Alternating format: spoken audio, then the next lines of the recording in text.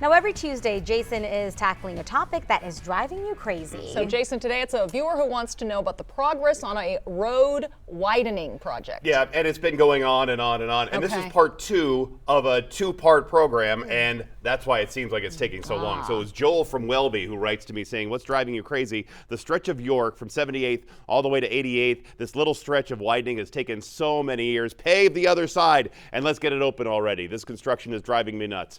Well, when you combine the time it took to improve the section of York Street south of 78th down to Highway 224, with the time it has taken to complete this project at 78th up to 88th Avenue, you've been commuting through years and years and years of road work. This work on York Street between 78th and 88th. This is just phase 2 of the improvements along this corridor that includes roadway widening, new sidewalks, curbs, and gutters, and lots of utility improvements. And eventually this section of York Street will have 2 lanes in each direction with a raised median, and it's going to be really nice. There will also be new open space, multi-path trail, and drainage improvements and new street lighting. And I checked the project page, and it stated that the project is 95% complete. And it looks like it in some areas with the raised median there.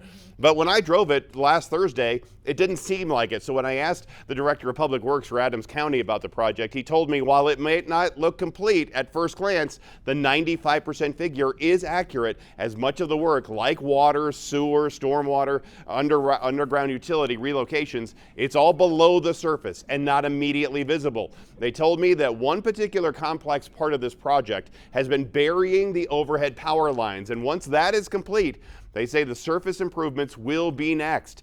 The intersection of York and 78th, that was opened a little over a week ago, but there's still quite a bit of work to still complete here. So you might still see just 1 lane open at times. Now, some of the work was delayed because they found some illegal dumping at the stormwater pond site. That required coordination with the Colorado Department of Public Health and Environment to safely clean that up, so that delayed them a bit. I'm told the final paving and striping is not too far off. You should see substantial completion of the roadway by mid-summer, and just the final touches wrapping up after that.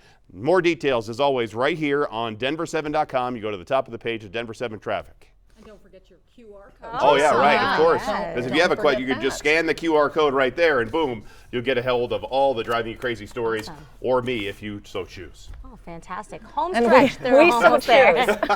Yes, we are in the home stretch.